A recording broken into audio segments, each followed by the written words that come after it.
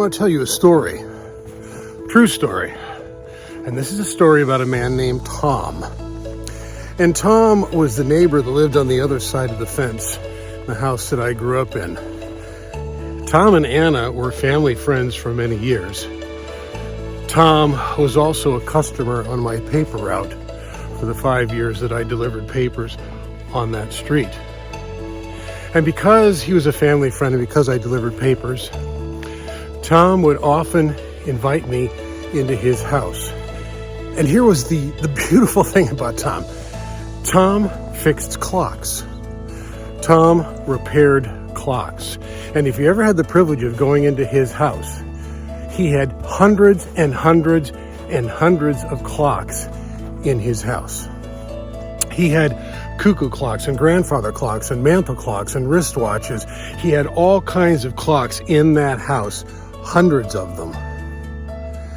And the most special time to be in Tom's house was at the top of the hour. Because at the top of the hour, all of those clocks would chime in unison.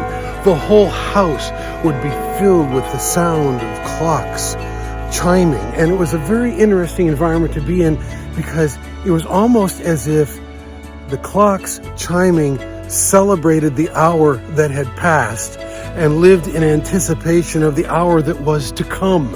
It was almost as if we hadn't lost an hour of our lives and now another hour has clicked off the span of our existence. It wasn't that at all.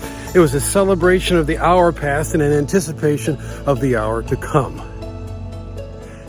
And remembering that, I often wonder, how do we view time? Do we view time as something we waste? As something that gets stolen from us? As something that passes far too quickly?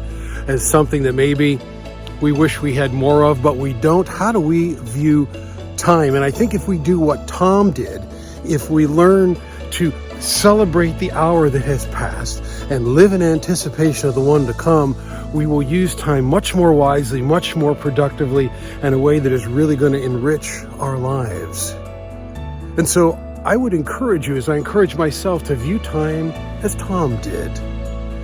Time to reflect on where we've been and anticipate where we're going and use the time wisely. And so I hope you think about Tom and the hundreds of clocks that would chime at the top of the hour and what that meant to him and what that should mean to us.